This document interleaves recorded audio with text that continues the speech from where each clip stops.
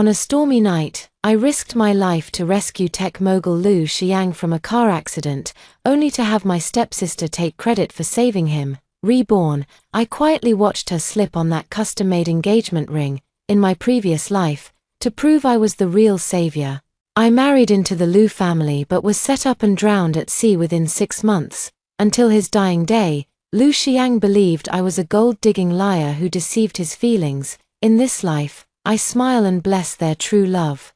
I just wonder, when Lu Xiang finds out that the one he married is not his savior at all, but an imposter, will this perfect couple still be able to laugh till the end? Chapter 1. The Lu family came knocking just as a light drizzle was falling outside, stirring up some unpleasant memories of that stormy night. My mom, or more precisely, my stepmother's son Wanfang, was frantically tidying the slightly worn-out sofa in the living room. Trying to make this old apartment we'd lived in for over a decade look more presentable. Hurry up, Qingwu, put away those design drafts of yours, don't let them take up space. She turned her head and urged me impatiently. With her usual irritation, I stood in the shadows where the balcony met the living room. Not moving, her fingers unconsciously traced a long, scabbed scar on her arm. It was from a piece of glass.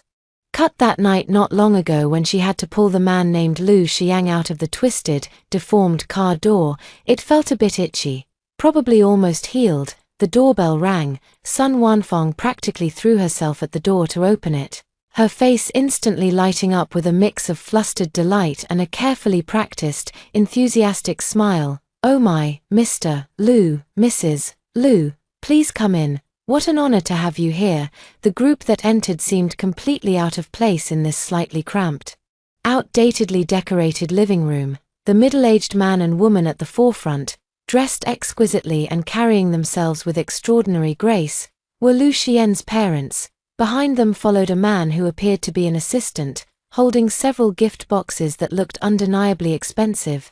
And my dear stepsister, Su Lingrui, had deliberately worn a pure white dress today, paired with heels that weren't too high but were just enough to make her look graceful and elegant. She stood obediently in the spot closest to Lu Xian's parents, her face adorned with just the right amount of shyness and excitement. I took a slight step back, retreating further, allowing the balcony's shadow to completely envelop me. After the greetings and flattery, Sun Wanfang and my father, Su Ming, ushered the Lu family to the best seats on the sofa. "Linga, quickly pour tea for Mr. and Mrs. Lu," Sun Wanfang signaled with her eyes. Su Lingrui responded promptly. Moving with the grace of a well-trained hostess, Mrs. Lu, the well-preserved noblewoman whose brow was etched with lingering worry, gently took Su Lingrui's hand, her gaze both affectionate and grateful. "Good child, don't trouble yourself, let us have a good look at you." Her gaze fell upon Su Lingrui's face, carrying scrutiny as well as relief. "If it weren't for you that night, child," Mr. Lu also spoke up, his voice steady with the authority of someone long in a position of power, but now also revealing sincere gratitude. "If you hadn't risked your life to pull Xiang out of the car, the consequences would have been unimaginable." Su Lingrui appropriately lowered her head, her cheeks flushed, her voice soft and gentle with a slight tremble of lingering fear. "Uncle and aunt, please don't say that. At that time, in that kind of situation, anyone who saw it would have helped. I just couldn't stand by and watch. Her acting is really good.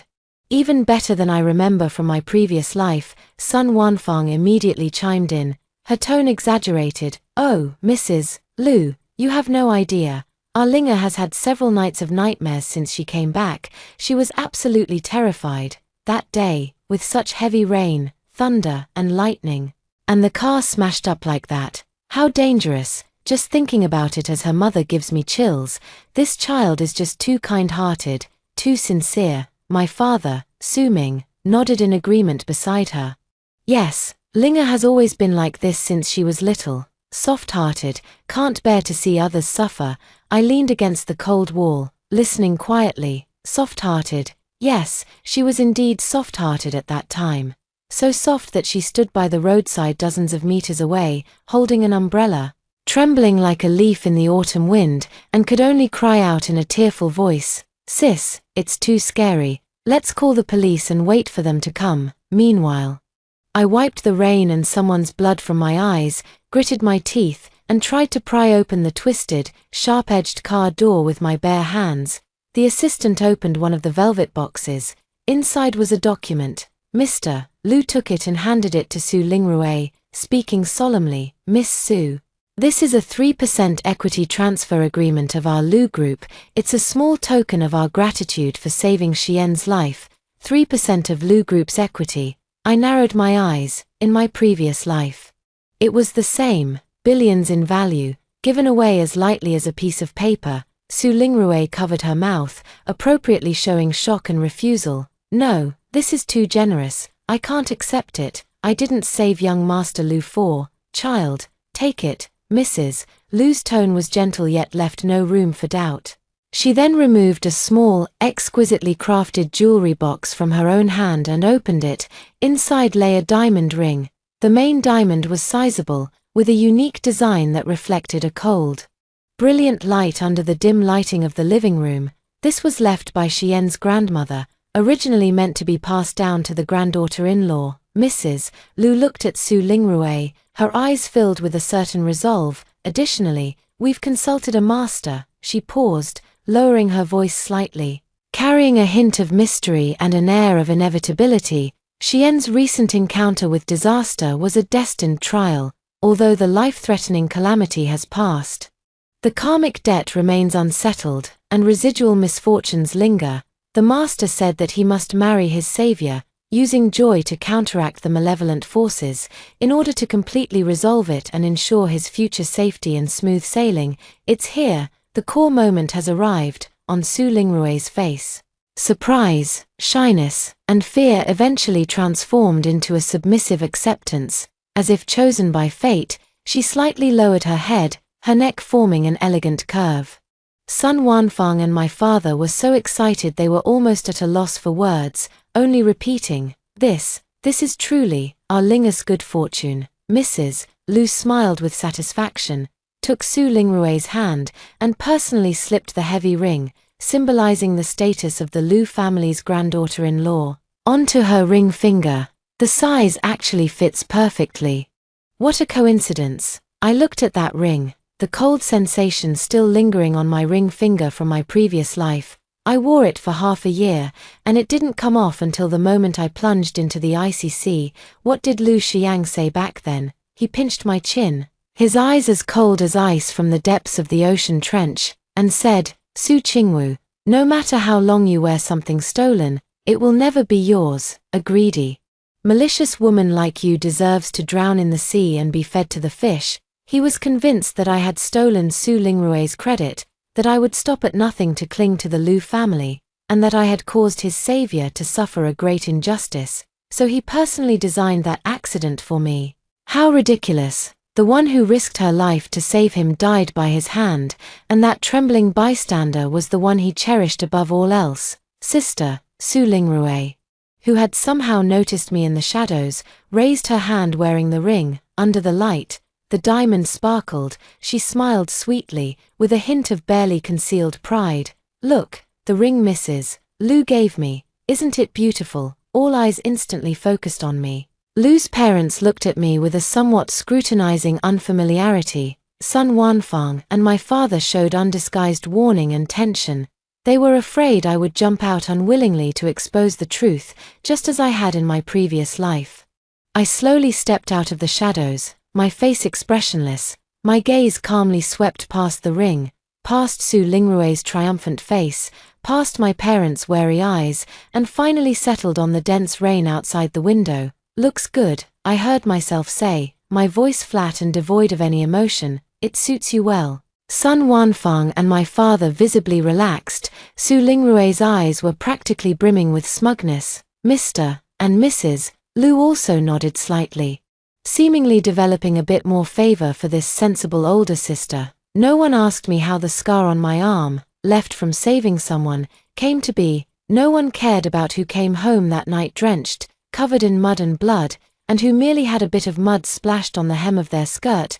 They only needed a savior who met their expectations, a bride who could help Liu Xiang ward off lingering misfortunes, As for who this savior really was, or what the truth might be, it didn't matter.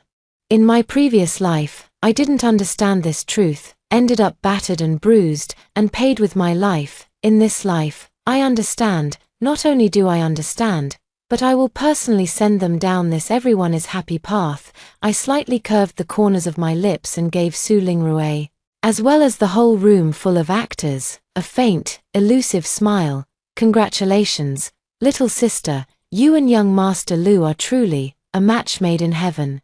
I deliberately added a subtle emphasis on the words a match made in heaven. Su Lingrui, my dear little sister, Lu Shiyang, my former husband, in this life, I wish you a harmonious union and 100 years of happiness. I just wonder, when Lu Shiyang discovers that the woman he married and cherished so dearly is not the one who risked her life to save him on that stormy night. When he realizes that the savior he regarded as his pure white moonlight is actually a fraud who can't even stand the sight of blood, will you too, this perfect couple built on lies and my death, still be able to laugh in the end? I'm looking forward to it. Chapter 2. The atmosphere in the living room instantly became even more lively because of my blessing. Sun Wanfang's smile became much more genuine, even carrying a hint of relief. She probably didn't expect me to be so sensible. Not jumping out to cause trouble as she had anticipated. My father, Su Ming, also cleared his throat, straightened his back a little, and began discussing some trivial current events with Mr. Lu, trying hard to create the illusion that the two families were having a pleasant conversation. Mrs. Lu, meanwhile, took Su Lingrui's hand and asked her in a soft voice about her usual preferences and when she planned to try on the wedding dress, as if the marriage was already a done deal. Su Lingrui responded appropriately, her voice still sweet and soft, but when she occasionally glanced at me, the sense of superiority in her eyes was almost undisguised. I felt like an outsider, quietly retreating into the shadows of the balcony, watching this carefully rehearsed play. My gaze swept over the inconspicuous storage cabinet in the corner of the living room. On the bottom shelf lay an old backpack. That was the bag I had carried with me that night. Inside were clothes stiffened and caked with dried rain, mud, and blood, along with a pair of worn-out work gloves with frayed fingertips. They were the evidence of my rescue and, in my previous life, the weapon I had used to expose Su Lingrui's lies. Unfortunately, in my previous life, this weapon didn't harm her in the slightest. Instead, it became ironclad proof that made Lu Xiang believe I was calculating and had planned this all along. He said, Su Qingwu, you kept these worthless things just waiting for this day, didn't you? Your scheming mind is utterly disgusting. And Su Lingrui, at that time, was just clutching those tattered gloves, which she had obtained from who knows where, stained with a few specks of long-darkened blood, crying pitifully like a pear blossom bathed in rain, repeatedly saying, Sister, I know you're jealous of me, but you can't falsely accuse me like this. I was truly terrified at the time, but I still rushed forward. Those gloves became the symbol of her bravery. How ironic, Sister Qingwu, a slightly cool voice interrupted my thoughts. I looked up. It was the young man who had been following behind the Lu family parents, with very little presence. He had been standing next to the assistant earlier, and I thought he was one of the assistants too. Now, he walked over alone and handed me a business card. My name is Jiyu Huaishan, a friend of Shi Yang, he said quietly, making sure only the two of us could hear. I was there that night. My heart stirred slightly as I took the business card. It was plain white cardstock, bearing only a name and a string of phone numbers, with no title. Jiyu Huaishan. I remembered now, he was that somewhat reclusive medical student friend of Lu Xiang, in my previous life. He had also looked at me with that same probing gaze, but back then, I was too consumed by anger and resentment to pay it any mind.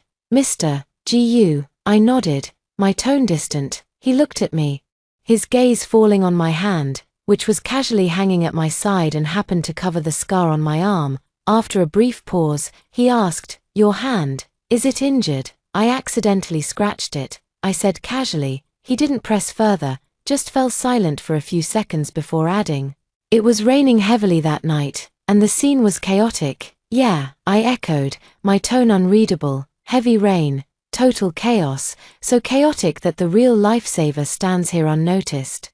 While the imposter is showered with praise, Jiyu Huaishan's deep eyes glanced at me, and there seemed to be something else in them, not sympathy, nor doubt, but more like a kind of understanding under scrutiny. He didn't say anything more, gave a slight nod, and then turned back to the center of the living room. At that moment, Su Lingrui seemed to finally notice our brief exchange. She smiled and nestled closer to Mrs. Liu, her tone carrying a hint of coquettishness. "Auntie. That night really was all thanks to Dr. Gu. He arrived very quickly and handled the wound very professionally. It was largely because of Dr. Gu that young Master Liu was able to stabilize later." With just a few words, she shared the credit with Jiyu Huaishan, making herself appear both humble and grateful. Mrs. Liu was indeed even more satisfied, patting her hand. "Huaishan is a reliable child. You are both good children." Jiyu Huaishan showed no expression, only saying lightly, "Just doing my duty." His gaze, seemingly unintentionally, swept over my side once more. I rubbed the uniquely textured business card in my pocket, my cold fingertips gaining a trace of warmth. Jiyu Huaishan. Does he know something, or does he suspect something? But it doesn't matter anymore. I watched him return to the crowd, looked at the dazzling diamond ring on Su Lingrui's finger, and saw the barely contained ecstasy on my parents' faces. The joy of climbing the social ladder. The play has only just begun. You all perform to your heart's content. I'm waiting to see how perfectly you can perform this grand repaying kindness drama without me, the vicious supporting female character, standing in your way. I turned around and completely merged into the night and rain outside the balcony. Behind me, the living room was brightly lit and filled with laughter and chatter, as if it were another world that had nothing to do with me.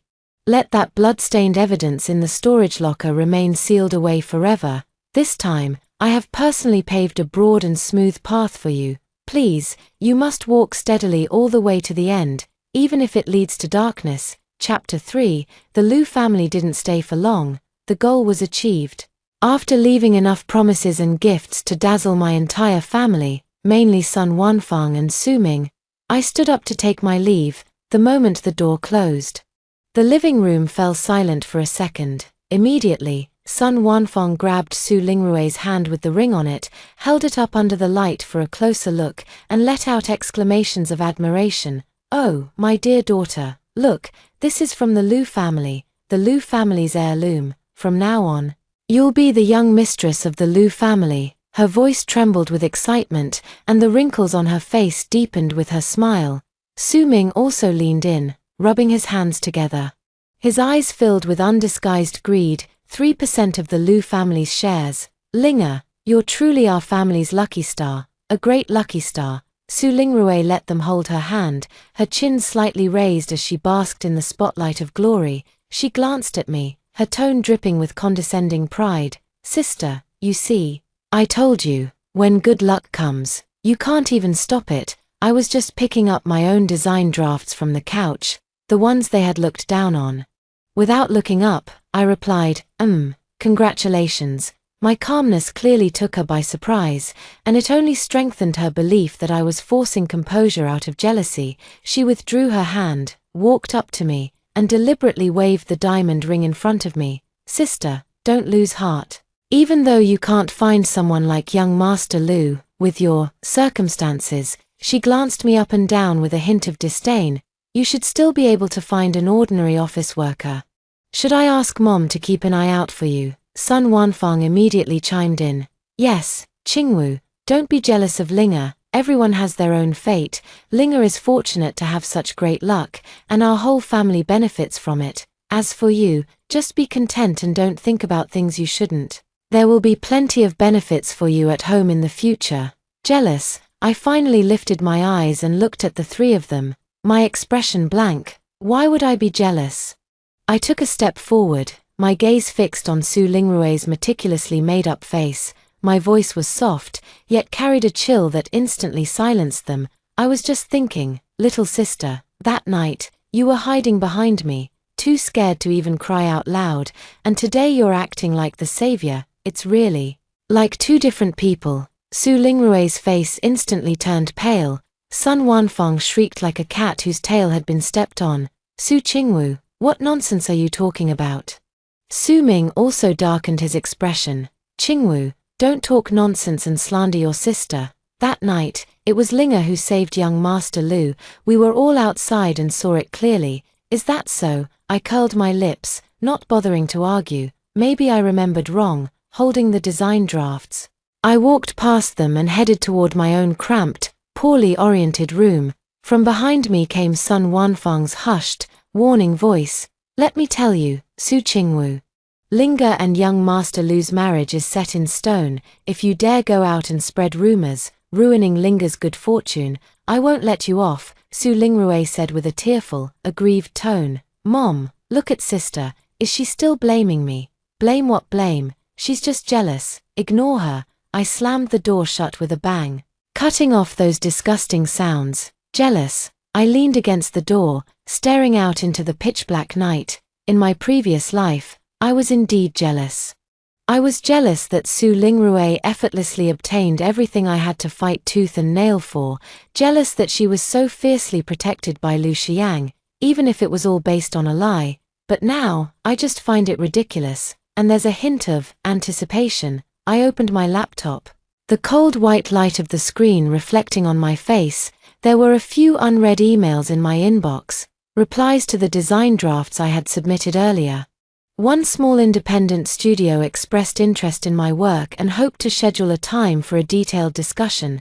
In my previous life, because I was busy proving myself and entangled with Lu Xiang and Su Lingrui, I missed this opportunity and neglected the design work I was passionate about. Later, after marrying into the Lu family, I was even expected to behave properly and act as a trophy wife, completely cutting off my career path. In this life, it won't happen again.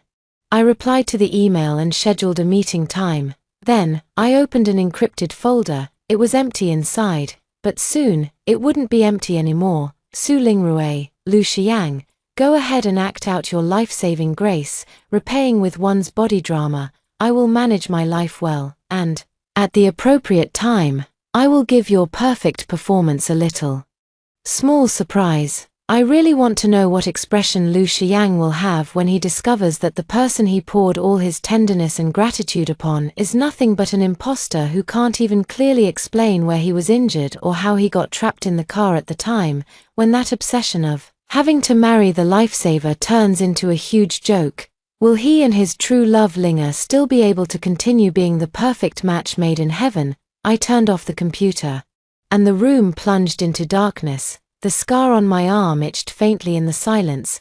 Just wait and see, what goes around comes around. You owe me, and I will personally watch you pay it back with interest. Chapter 4. The Lu family's efficiency was astonishingly high. The preliminary agreement for the equity transfer was delivered to the house the very next day, accompanied by a check with a staggering amount, euphemistically referred to as a token of goodwill for wedding preparations.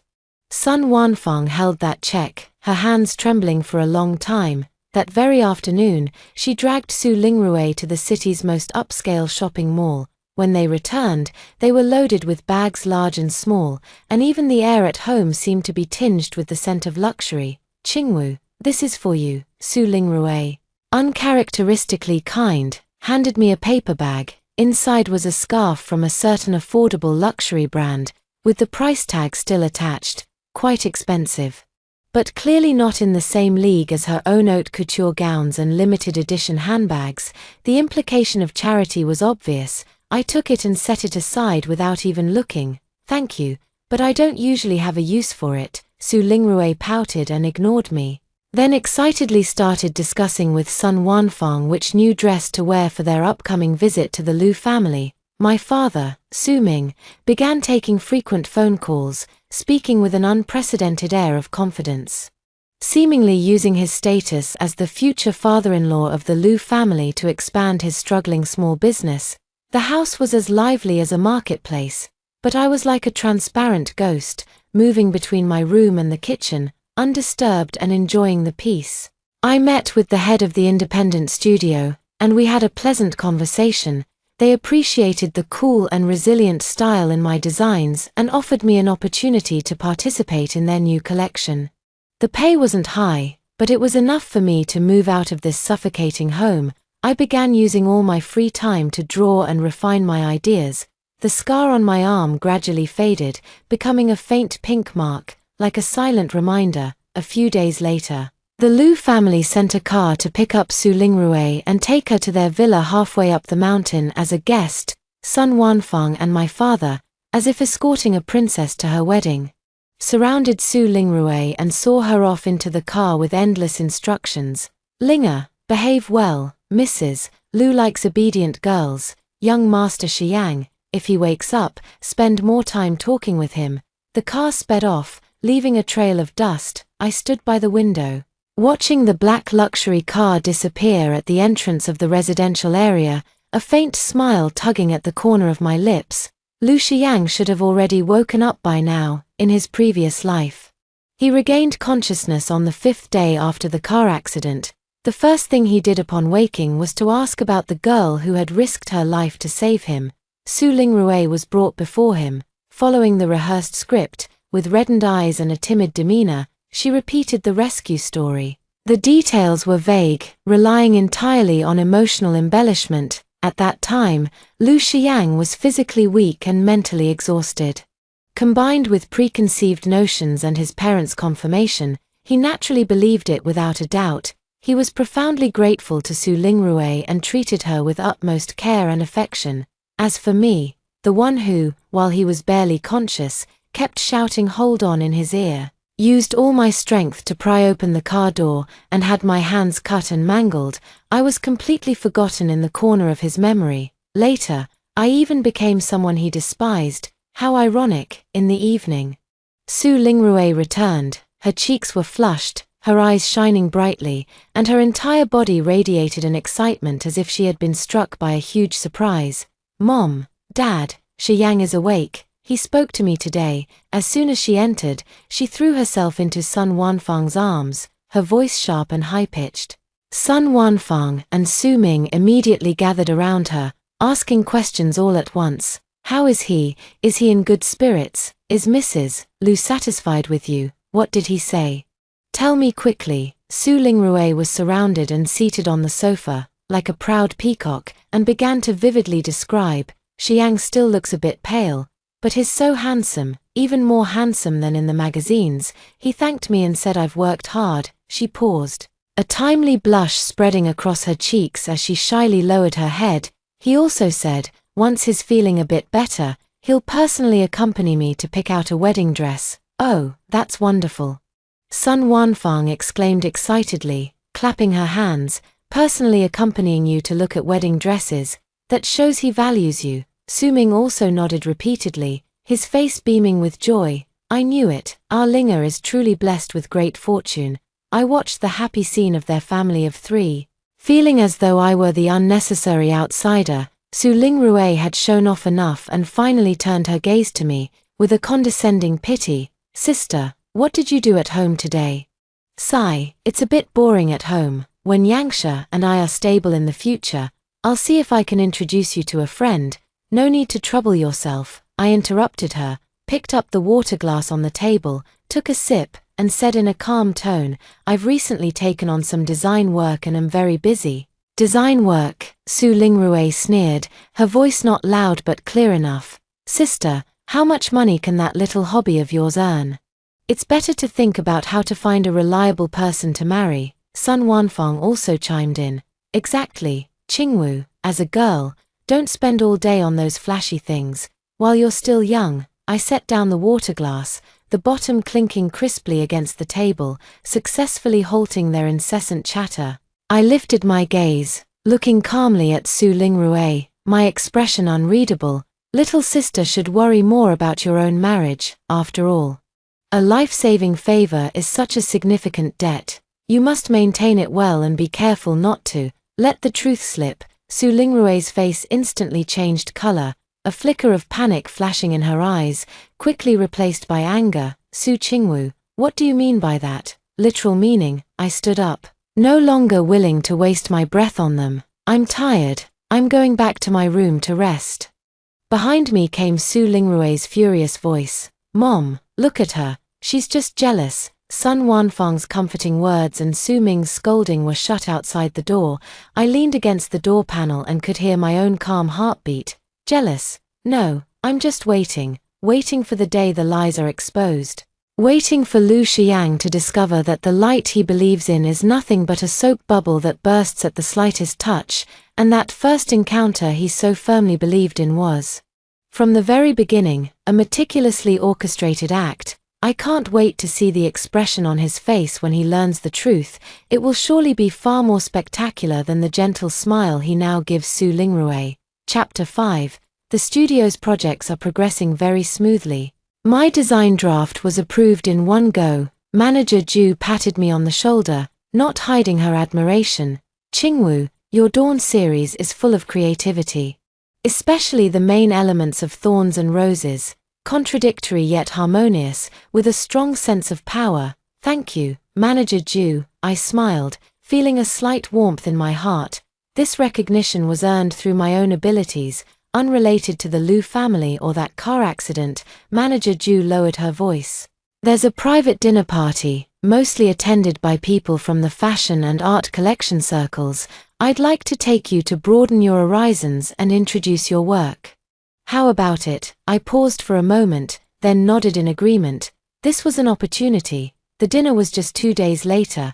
I rummaged through my closet and found a black dress I had designed myself. Simple in style, with clean lines, featuring only an asymmetrical cutout at the shoulder and neckline, carrying a subtle hint of sharpness. Compared to Su Lingrue's extravagant dresses adorned with logos, I trusted my own taste and ability more. Facing the mirror, I loosely tied up my long hair, revealing the clear lines of my neck. The faint pink scar on my arm was exposed to the air, and I made no effort to conceal it. It was a part of me, a testament to that stormy night. And there was nothing to hide.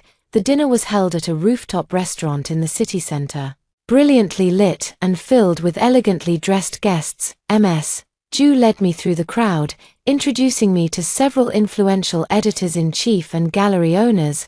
I tried my best to carry myself with grace.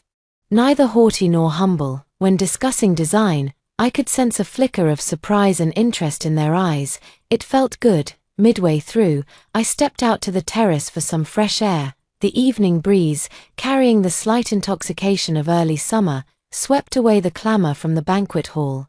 Just as I settled into place, a low, slightly surprised voice sounded behind me. Miss Su.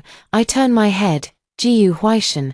He wasn't wearing a white coat today. Instead, he was dressed in a well-tailored dark gray suit that accentuated his tall, slender figure, making him seem less like the aloof doctor and more like a composed businessman. He held a glass of champagne in his hand, his gaze fixed on me with clear surprise. Dr. Gu, I gave a slight nod. I hadn't expected to run into him here. I didn't expect to meet you here. He took a few steps closer, leaning against the railing. His gaze swept over my bare arms, lingering for a moment on the scar before quickly shifting away. It's a remarkable design. He was referring to my dress. Thank you. I paused, then added, I designed it myself. His eyebrows lifted slightly, as if surprised, but he said nothing. Silence stretched between us, yet it didn't feel awkward. Lu Xiang is awake, he suddenly spoke, his tone flat, as if stating an objective fact. I heard. My response was equally calm. Congratulations to him. Jiyu Huaishan turned his head to look at me. Under the night sky, his eyes appeared particularly profound. Miss Su Lingrue has been visiting frequently lately. Yes, they have a very good relationship. I took a glass of juice from the waiter's tray, my tone devoid of any fluctuation. He swirled the wine glass in his hand, the golden liquid creating fine ripples against the crystal wall. Xiang relies on her deeply, believing she is his light. I took a sip of the juice, the sweet and sour chilled liquid sliding down my throat. Light, yes, how long can a light built upon lies and the sacrifice of another person truly shine? Dr. Gu seems to be implying something. I looked up and met his gaze directly. Jiyu Huaishan locked eyes with me, his gaze both scrutinizing and carrying a trace of barely perceptible curiosity. I just think some coincidences are quite interesting. He didn't say it outright, but I understood what he meant. He was there the night of the car accident, he witnessed the chaos, the tragedy, and perhaps, he also noticed some details that others overlooked. For example, the difference in attire between those who are truly struggling to break through inside the car and those who are trembling in fear from a distance, for instance, who is covered in mud and bloodstains, and who merely has a slightly damp hem. There are many coincidences in this world. I lowered my eyelashes, concealing the emotions in my eyes. Sometimes, people only believe what they want to believe, just like Lu Xiang in the previous life. Jiyu Huaishan fell silent for a moment. How is your hand recovering? He changed the subject, almost back to normal. It doesn't affect my drawing. He nodded. That's good. Just then, Sister Ju waved to me from the entrance of the banquet hall. I said to Jiyu Huaishan, sorry, my colleague is looking for me. I'll excuse myself for a moment. Go ahead. I turned and walked away, feeling his gaze fixed on my back, carrying some unresolved doubt. Back in the banquet hall, Sister Ju asked me quietly, do you know Dr. Jiyu, his Lu Xian's close friend, and his family background is quite impressive. We're not really acquainted, we've only met once. I said lightly. Sister Ju didn't press further and continued to guide me through the social engagements. By the time the dinner ended, it was already late at night. I politely declined Ms. Ju's offer to drive me home and walked to the roadside to wait for a ride. A black Bentley slowly pulled up in front of me. The window rolled down, revealing Jiyu Huaishan's expressionless profile. I'm heading that way. Let me give you a ride. I was a bit surprised but shook my head. No need, the ride I called is almost here. At this time and in this area, it's hard to get a taxi. His tone was insistent, carrying an air of refusal. Get in the car, Miss Su. I hesitated for a moment. Then pulled the car door open and got in. The interior was filled with a faint scent of disinfectant and a cool, woody fragrance, very much like him. I gave the address of my old apartment, and without saying anything, he instructed the driver to start. Not a word was spoken along the way. It wasn't until the car stopped at the entrance of the neighborhood, and I thanked him and prepared to get out, that he spoke again. Miss Su. I turned my head. He looked at the heavy darkness ahead, his voice low. Relying on evasion and silence alone won't solve the problem. My heart skipped a beat. He really did know something. Or rather, he suspected. My hand, which was pulling the car door open, paused for a moment. Without turning back, my voice sounded particularly clear in the quiet compartment. Dr. Jiyu, sometimes. Not disturbing is the best way to let things be. I'm just an outsider. I'll just watch. With that, I got out of the car and walked into the dim light of the residential area without looking back. Let them have their happy ending, and let them have the path to the abyss that I so carefully laid out for them. Jiyu Huaishan's car remained parked in place for a long time before slowly driving away. In the rearview mirror, that slender yet upright figure gradually merged into the darkness, carrying a resolute and intriguing loneliness. Chapter 6. Lu Xian's body recovered very quickly. The aura of a tech prodigy, combined with the legendary notion that surviving a great disaster brings great fortune, has made him the center of heated discussion in the industry even before his official return. As Su Lingrui, the savior and fiancé, she naturally rode this wave of attention, frequently appearing in the push notifications of various gossip tabloids and social media platforms. Sun Wanfang now walks with a posture straighter than a ruler, boasting to everyone she meets about her daughter's kindness and good fortune, while subtly flaunting the soon-to-be acquired billions in shares and the status of being the young mistress of the Lu family. Even my father Su Ming's half-dead company has managed to ride this wave of momentum, securing several projects that were previously unimaginable. The house has almost become Su Lingrui's exclusive dressing room and makeup studio, with new gowns and jewelry delivered daily for her to choose from for various social events, all under the guise of visiting her fiancé. She seems to have fully embraced the role, carrying herself with a deliberately imitated elegance characteristic of high society. However, the vanity and lack of genuine confidence in her eyes occasionally betray a hint of her true self. I still leave early and return late. busy with the projects at the studio, MS. Ju is very satisfied with me. The initial samples of the Dawn series have turned out stunning, and she has already started planning a small internal preview event this afternoon. I finished work early for once and went home to pick up some reference materials. As soon as I pushed the door open, I heard Su Lingrue's tearful voice coming from the living room. I don't know what happened either. He suddenly started asking about that safety lock. My mind went completely blank, and I couldn't remember anything. Sun Wanfang's voice was tense. What did you say? I just said what we discussed earlier, that I was too scared at the time and couldn't remember the details. Su Lingrue's voice was filled with lingering fear, but the way Shi Yang looked at me, he seemed a little disappointed. Oh, what's the big deal? Sun Wanfang immediately encouraged her. In such a life-and-death situation, who can remember all those details?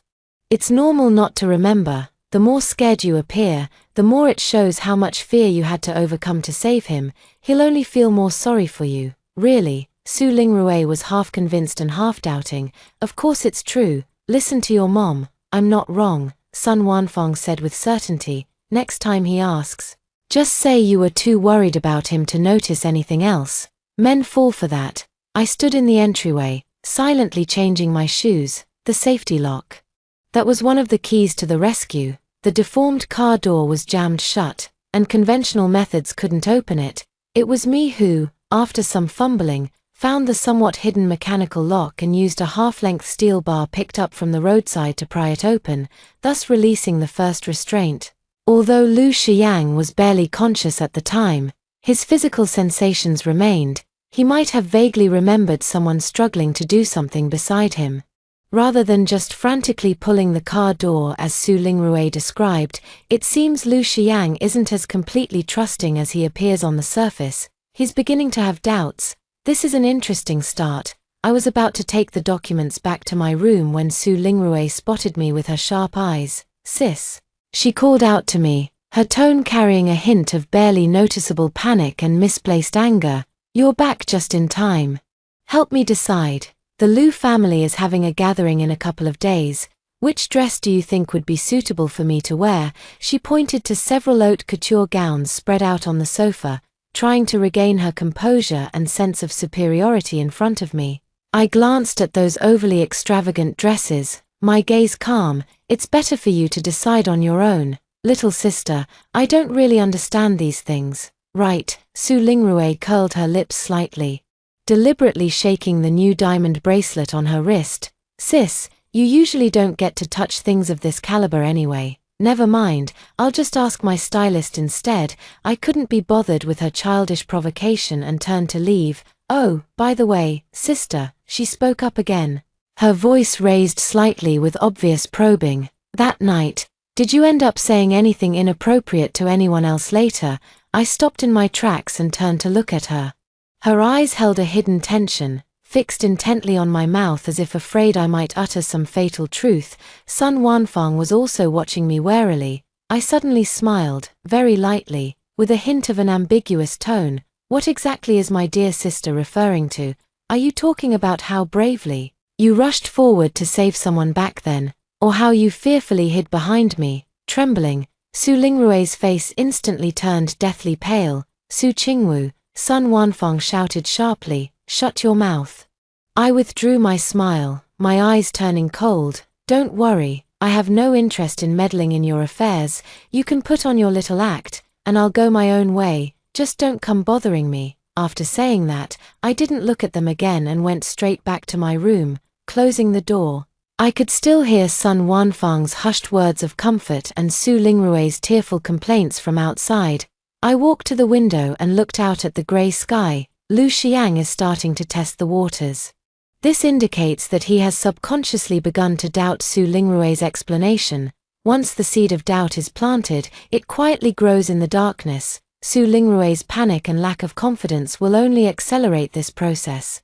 And me, I only need to continue being a quiet observer. In their carefully woven web of lies, I don't even need to be the one to expose it. The truth itself carries sharp edges. Just wait. Wait for Lu Xiang to reach out, step by step, to touch and verify it himself, waiting for that love and gratitude built on quicksand to crumble on its own. I'm looking forward to seeing what Su Lingrui can come up with to maintain her halo as a savior, when she can no longer even use the excuse of being too scared to remember the details clearly. And as for Lu Xiang, when he discovers that the light he believed in is not only dim but possibly even stolen, what kind of terrifying destructive force will his obsessive repayment of gratitude turn into? Chapter 7, The Internal Preview of the Daybreak series was held in an art space converted from an old warehouse. The rough concrete walls and exposed metal pipes complemented the sharp thorns and the broken yet reassembled rose elements in the series design. Cold white spotlights illuminated the displayed sample garments and design sketches, outlining powerful and dynamic lines. I was wearing a modified studio sample, a minimalist white shirt with stiff material shaping subtle contours at the shoulders, like silent armor. Sister Ju insisted that I be present as a designer to handle any potential inquiries. More guests attended than expected, in addition to fashion media and buyers. There were also some highly respected critics and collectors from the industry. The atmosphere was lively, with hushed conversations, admiring glances, and occasional exclamations of praise. I try to make myself invisible in the corner, observing people's reactions to Dawn. When I see someone lingering in front of my design sketches for a long time or expressing admiration for the details of a sample garment, a subtle sense of satisfaction arises in my heart. This feeling is genuine and grounding. It's a value created by my own hands, completely different from that home filled with lies and schemes. A very expressive piece of work. A somewhat familiar voice sounded beside me. I turned my head and saw Jiyu Huaishan again. He was dressed very casually today, in a dark cashmere sweater and khaki trousers, which didn't clash too much with the highly artistic surroundings. He wasn't holding champagne, just a glass of water. And his gaze was fixed on the main visual of thorns entwining roses on the display board behind me.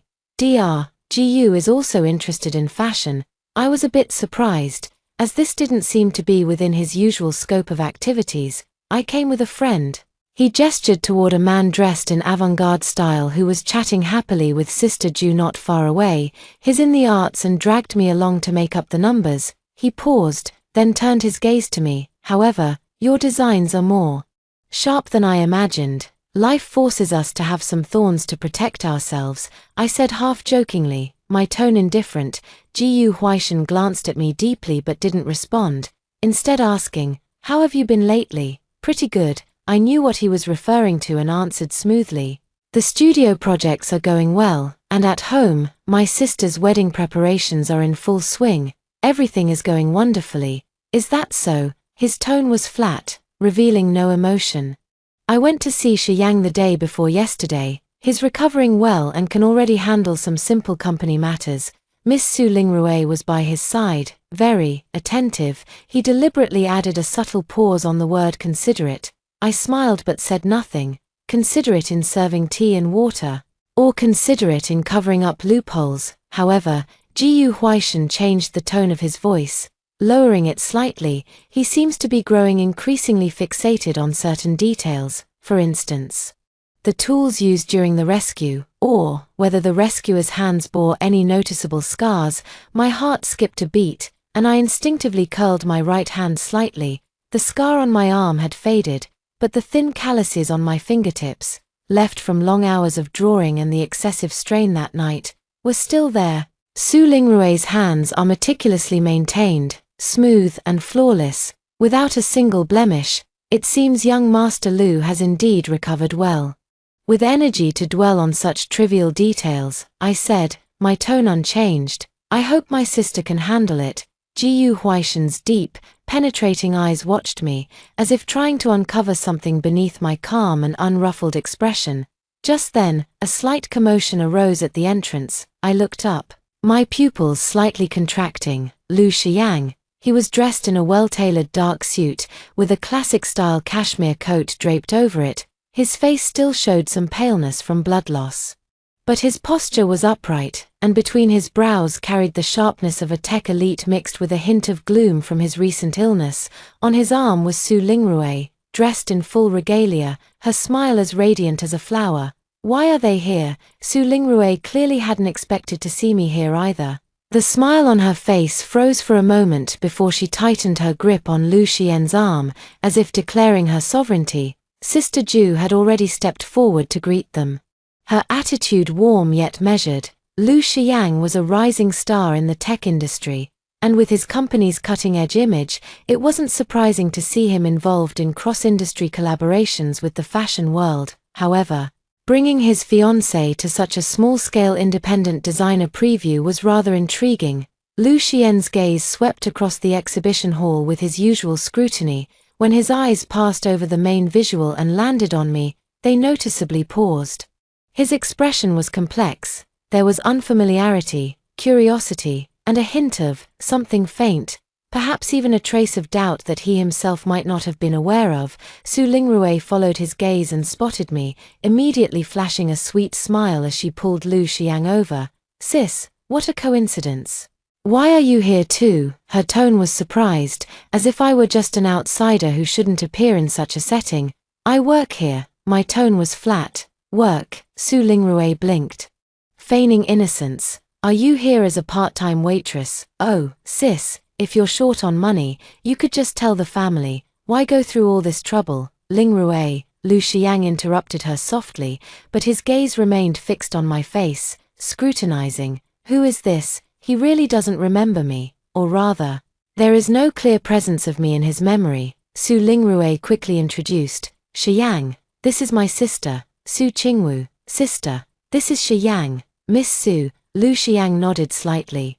Perfectly polite yet extremely distant. "Pleased to meet you, Mr. Lu," I responded with the same distance. His gaze lingered on my face for a few seconds, as if searching for some sense of familiarity, but in the end, he found nothing and turned to look at the display board behind me. "These designs are quite distinctive, thank you." I stepped aside to make space, seeing Lu Xian's attention drawn to the designs. Su Lingrui was somewhat displeased and interrupted. "Xiang, this style is too sharp, it's uncomfortable to look at. Let's go check out the other side instead. My friend is waiting for us." She tried to pull him away, but Lu Xiang stood still, his eyes fixed on a corner of the display board where a detail image was placed. A design sketch of thorn elements wrapped around a wrist guard, with a few brief design concepts written beside it. Flowers bloom from broken places, with scars as medals.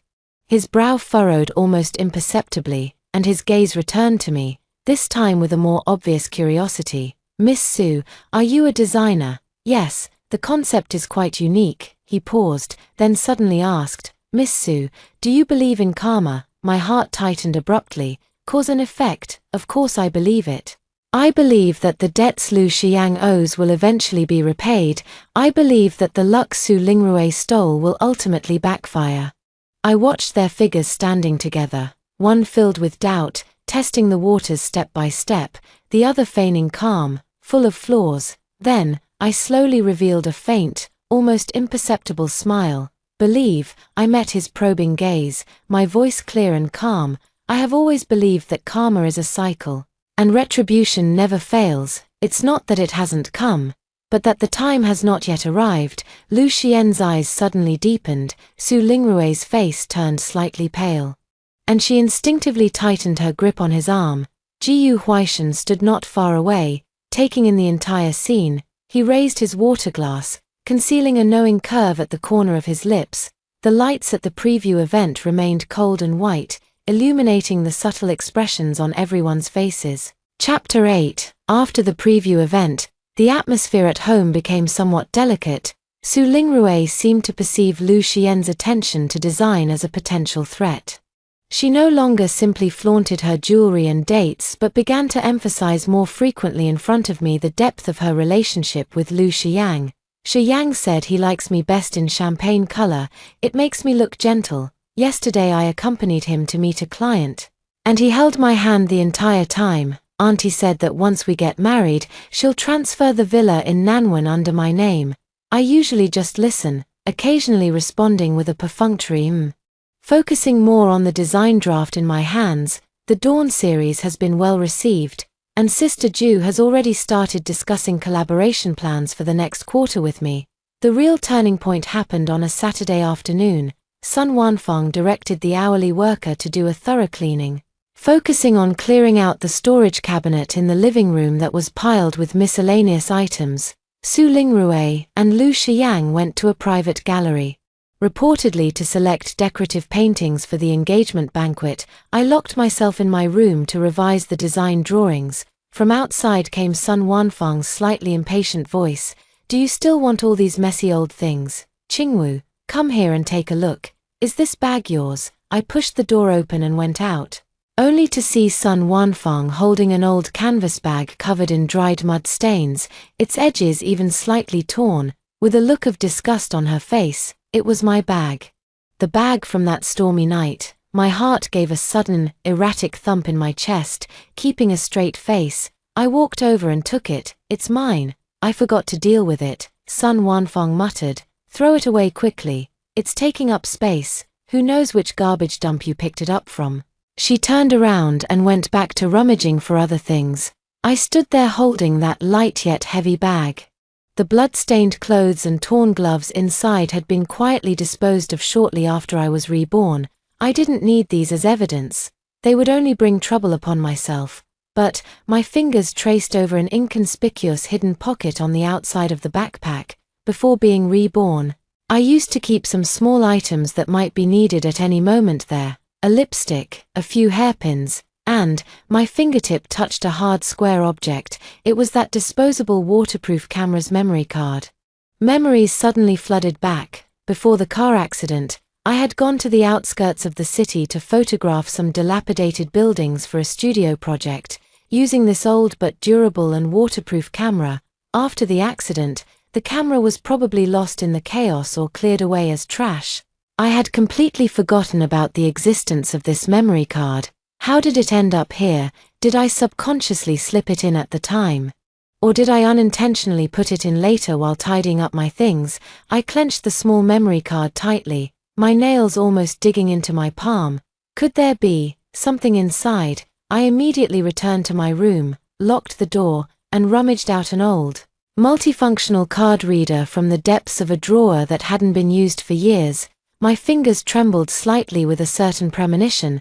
I inserted the memory card into the card reader and connected it to the computer. The folder contained dozens of architectural photos taken that afternoon, with a stark composition that carried a sense of decaying beauty. I quickly scrolled through with the mouse wheel until the screen went dark. The next few photos were extremely dim, with shaky and blurry images, full of chaotic noise. It was a stormy night. The shaky camera captured twisted metal, shattered glass, rain flowing freely, and a shocking sight of dark red. My heart skipped a beat for a moment. I saw it. In an extremely blurry yet faintly discernible photo, a slender figure is half leaning into the deformed driver's seat, their arm taut with effort, the sleeve rolled up to the elbow, and on the forearm, there is a dark mark that still appears glaring even in the dim light. Not far behind this figure, in the curtain of rain, a person in a light-colored dress, looking out of place at the scene, is covering their face with both hands, their body curled into a ball. Another photo captures the hand gripping a steel bar, forcefully prying at something. The knuckles are white from the strain. The fabric wrapped around the fingertips is already worn through, covered in mud and dark stains. The quality of the photos is poor, and the composition is even more chaotic. Entirely the result of unintentional actions in the midst of disorder. But it is enough. These blurry images, like a rusty key, suddenly pried open the floodgates of deliberately forgotten memories. That man struggling in despair and agony, his broken moans, the sting of cold rain hitting his face, the sharp pain of metal cutting through flesh, and the faint, continuous sobs and fear belonging to Su Lingrui behind him. I yanked out the card reader, leaned back in my chair, and gasped for air. Cold sweat soaked through my back. So, the evidence has been here all along. In this unexpected way, it silently recorded a fragment of that night. In my previous life, if I had found it, no, there are no what ifs. In my previous life, I was blinded by anger and resentment. recklessly confronting others with only the blood-stained clothes and gloves as proof, only to end up battered and bruised, even if I had these photos. Under Lu Xian's preconceived biases, they would only be twisted into another ironclad proof of my scheming, but now, it's different. I carefully backed up the photos from the memory card to several different encrypted cloud storage services, then hid the physical card and card reader again. I don't need to release these immediately, the timing isn't right yet. Let Su Lingrui enjoy her stolen glory a little longer. Let Lu Xian's suspicions ferment a bit more intensely, until they stand at the highest point, until that highly anticipated engagement banquet, until all the beautiful dreams woven from lies reach their peak. I'm very curious to know what kind of avalanche will be triggered when these vague yet fatal images appear at the most opportune moment. I turned off the computer and walked to the window. The sunset dyed the sky a bloody red. Chapter 9. The Lu family's engagement banquet was overwhelmingly extravagant. The venue was chosen at the Lu family's most exclusive private hotel, with the entire banquet hall and the lakeside garden reserved, even before the invitations were sent out. It had already caused a stir within their social circle. After all, this was Lu Xian's first major celebration since surviving a life-threatening ordeal, carrying a hint of the mystical notion of warding off bad luck with joy. It was also the Lu family's public affirmation of their future daughter-in-law's status. Su Lingrui threw herself fully into preparation mode. Every day was either spent at the spa or trying out makeup and hairstyles. Her gown was altered 3 times.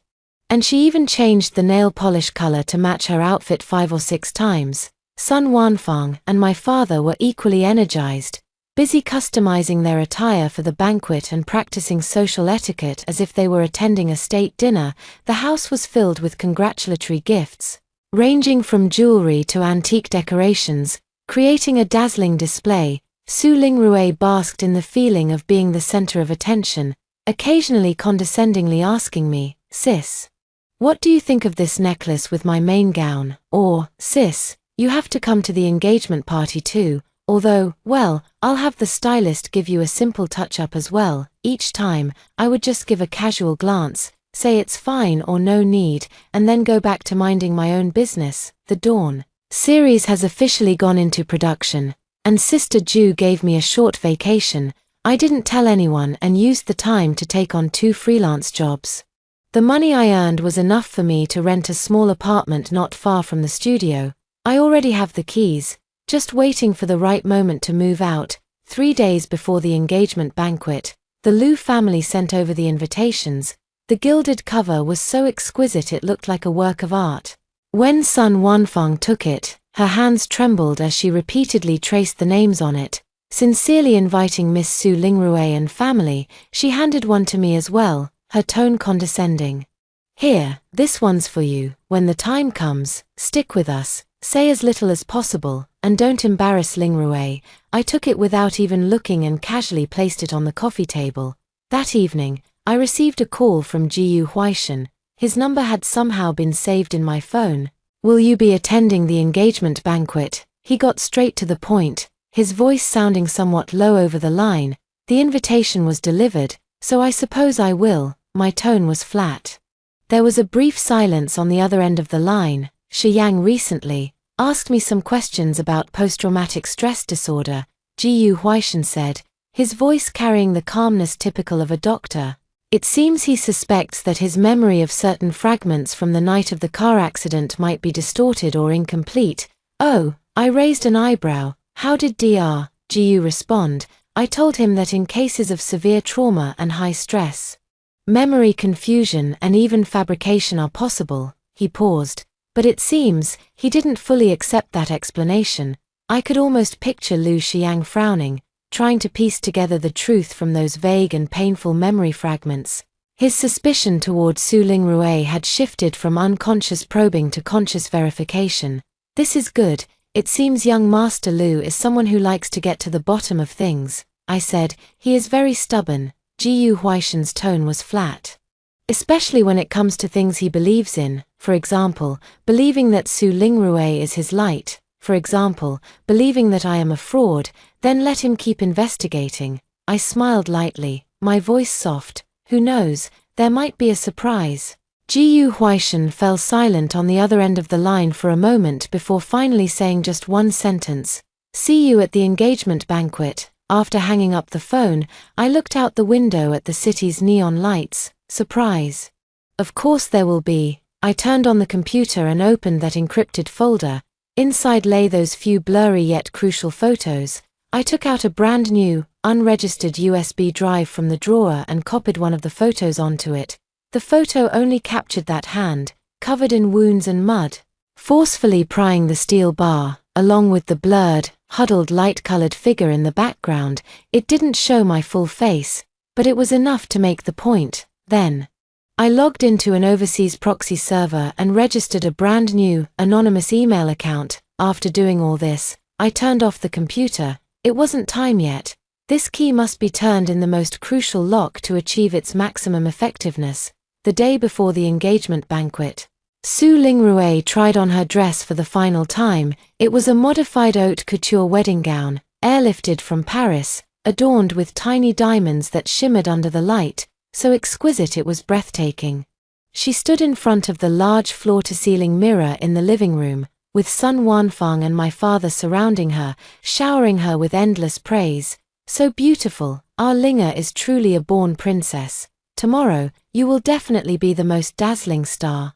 Su Lingrui looked at her incredibly luxurious reflection in the mirror, a dreamy smile spreading across her face. She turned around, her gaze sweeping over me as I sat on the sofa flipping through a design magazine.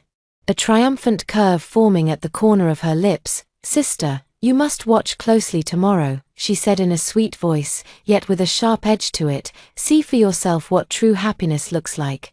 My happiness. I closed the magazine, lifted my head, and calmly met her gaze. The mirror reflects the two of us. One adorned in lavish attire, sparkling with jewels, like a queen about to be crowned, the other barefaced and simply dressed, like a Cinderella who has stumbled into the palace. But I know who is truly the one dancing on the edge of the cliff. All right, I curl the corners of my lips slightly, revealing a faint, almost imperceptible smile. I will be sure to watch carefully, watching how your beautiful dream rises to its peak, and then, how it came crashing down. Su Lingrui, enjoy your final feast to the fullest. Chapter 10. On the day of the engagement banquet, the weather was unbelievably perfect. The sky was as clear as if washed, and the sunlight cast a dazzling golden edge over the Liu family's luxurious, palace-like hotel. The lakeside garden was decorated into a snow-white dream world, with flowers, gauze curtains, and crystal chandeliers. Every detail showcased the Liu family's wealth and the importance they placed on this wedding. Media reporters had long been waiting on both sides of the red carpet, their cameras aimed at the entrance, eager to capture the happy moments of the tech tycoon and his lifesaver. Sun Wanfang and my father were dressed in expensive attire, both nervous and excited, closely following the radiant Su Lingrui, who shone like a princess. Su Lingrui wore a dress studded with diamonds, along with the Liu family heirloom ring and a matching set of diamond jewelry added for the occasion. She held Liu Xian's arm, her face displaying just the right mix of shyness and happiness. Liu Xiang was still in a sharply tailored black suit, his complexion slightly rosier than before, but the lingering gloom between his brows seemed even deeper. He cooperated with the media's photos, occasionally responding to Su Lingrui's whispers with a smile, but the warmth of that smile never reached his eyes. I was wearing a simple black knee-length dress, a studio sample lent to me by Sister Ju. The tailoring was impeccable. But amidst all the glitter and glamour, its simplicity bordered on shabby. I quietly followed behind my family, like an insignificant shadow, unnoticed by anyone. Entering the banquet hall, it was a scene of elegant dresses and clinking glasses. Celebrities and socialites gathered, the air thick with the scent of champagne, perfume, and insincere pleasantries. Su Lingrui was the center of attention, surrounded by the Liu family's relatives and various guests. Receiving waves of compliments and blessings, Sun Wanfang and my father quickly blended in, chatting and laughing with those usually unapproachable figures, their faces glowing with unprecedented pride. I found the most inconspicuous corner to sit in, holding a glass of juice. Coldly observing this extravagant feast, Jiyu Huaishan was also present. As Lu Xian's close friend, he was dressed in formal attire, mingling among the guests. His gaze occasionally swept over the corner where I stood. Carrying a hint of barely noticeable attention, the ceremony began. The host narrated the thrilling car accident in an emotional tone, depicting Su Lingrue's bravery and selflessness, and shaping her love with Lu Xiang into a legendary tale. The guests below the stage let out gasps of admiration and murmurs of emotion. Su Lingrue, seizing the moment, let tears well up in her eyes and nestled close to Lu Xiang, appearing delicate and dependent, as Lu Xiang listened to the host's narration. The muscles on his face seemed to tighten slightly. When the host asked, "Miss Su, what were you thinking when you disregarded your own safety and desperately tried to save Mr. Lu?" Su Lingrue, following the rehearsed script, replied with a choked voice, "I wasn't thinking about anything. I just knew I couldn't let anything happen to him." A warm round of applause erupted from the audience. I noticed, however, that Lu Xian's hand holding the wine glass had slightly whitened knuckles. The moment to exchange engagement rings had arrived.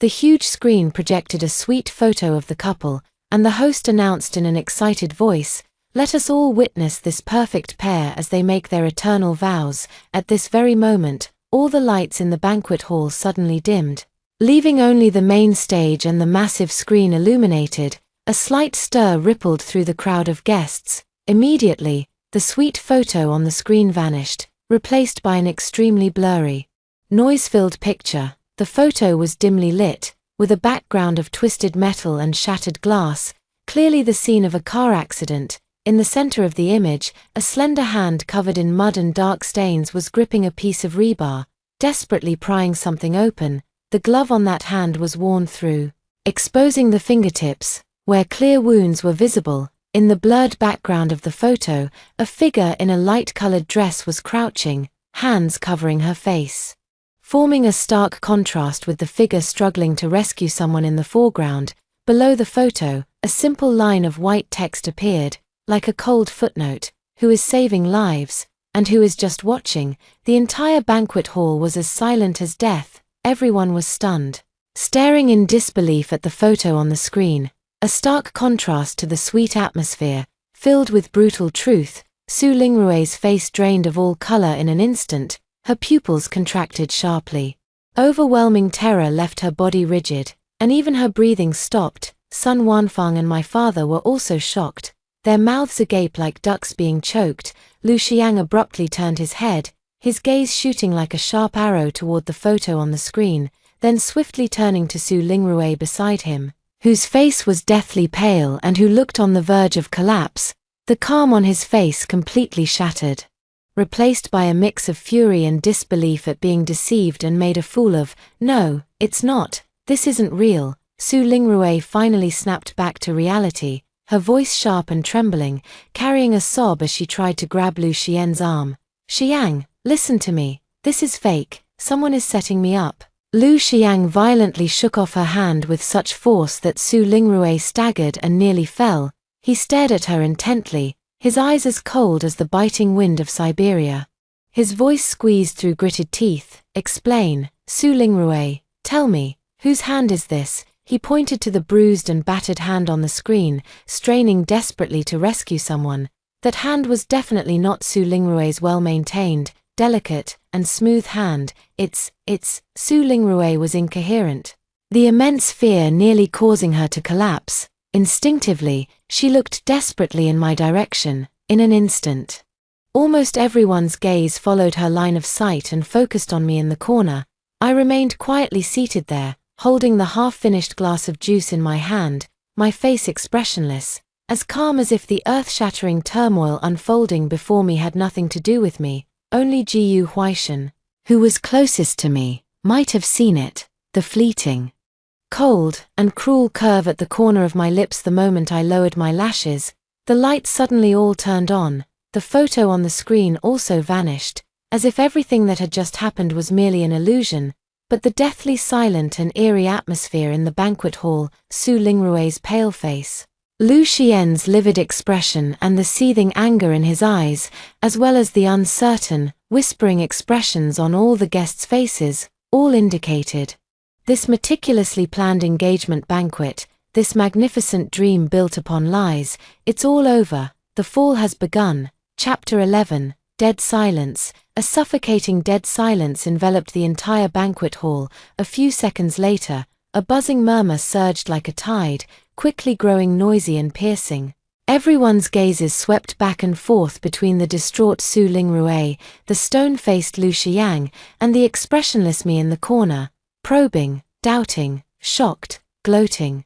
All kinds of emotions intertwined into a massive net, firmly trapping the perfect couple at the center of the stage. What's going on? That photo, that hand, clearly doesn't belong to Miss Su, the one in the background who looks terrified. That's her, right? Oh my God, could it be that the lifesaver is fake? The Lu family has really lost face this time. The voices of discussion mercilessly drilled into Su Lingrui's ears, her entire body trembled like a leaf in the wind. And tears smeared her exquisite makeup. She wanted to grab Lu Xiang again, her voice broken and fragmented. Xiang, it's not like that, listen to me, it was sister, it must have been sister, she was jealous of me. She fabricated those photos, she hates me. Lu Xiang violently shook her off. The force was so great that Su Lingrui directly fell and sat on the cold ground, her diamond-studded dress splayed out around her, like a gaudy flower abruptly withered.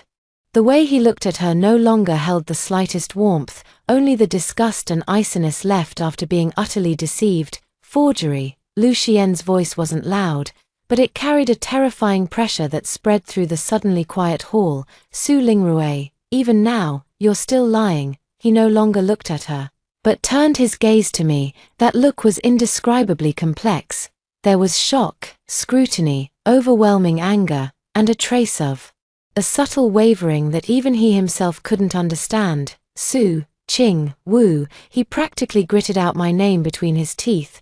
All eyes were once again focused on me. I set down the juice glass and slowly stood up. The black dress appeared even more serene under the dazzling lights. Standing in stark contrast to the surrounding chaos, I met his gaze without evasion, without fear, and without the triumph of a victor, only a deep, unfathomable calm. Mr. Lu, I nodded slightly. With perfect courtesy, yet distant as a stranger, that photograph. Lu Xiang stared fixedly at me, trying to detect any trace of flaw on my face. Was it your doing? I don't understand what Mr. Lu is referring to. My tone remained calm. I'm merely a guest who happened to witness some interesting scenes. You're lying. Su Lingrui on the ground screamed through her tears. It was you. You resent me for stealing your spotlight. You set me up. Xiang, don't believe her. Sun Wanfang and my father finally snapped out of it, scrambling over frantically. Sun Wanfang wanted to help Su Lingrui, but a single icy glare from Lu Xiang pinned her in place. Su Ming's face turned deathly pale as he tried to smooth things over. Elu, young master, this must be a misunderstanding. Someone must have sabotaged it. How could Linger possibly? Shut up. Lu Xiang cut him off sharply, his gaze sweeping like a blade over my so-called family before finally settling back on my face. You know the truth, that wasn't a question, it was a statement. I looked at him, at this man who had personally pushed me into the abyss in my previous life, now with shock, anger, and uncertainty swirling in his eyes. The thrill of revenge surged through my limbs like a fine electric current, but it quickly cooled, settling into a deeper chill. The truth, I repeated softly, a faint, almost cruel curve lifting the corner of my lips. The truth is, Mr. Lu, the light you believe in doesn't seem to be as brave and selfless as you imagined.